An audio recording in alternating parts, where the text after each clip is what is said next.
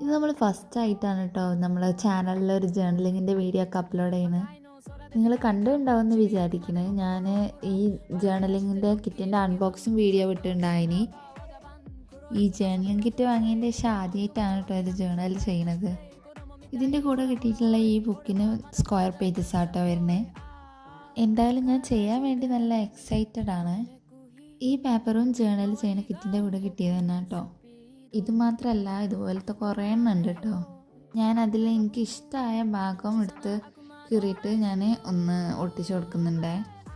പിന്നെ ജേർണൽ ചെയ്യാൻ ഇഷ്ടമില്ലാത്ത ആൾക്കാരൊക്കെ കുറവായിരിക്കും. ജേർണൽ ചെയ്യാൻ ഇഷ്ടമില്ല എന്നുണ്ടെങ്കിലും അത് ചെയ്യുന്നത് കാണാനെങ്കിലും ഇഷ്ടമുള്ള ആൾക്കാരായിരിക്കും മിക്കവാറും. ഓൾറെഡി പറഞ്ഞിട്ടുണ്ടായിരുന്നല്ലോ ഇതൊക്കെ ആ കിറ്റിൻ്റെ കൂടെ കിട്ടിയ സാധനങ്ങളാണെന്ന്.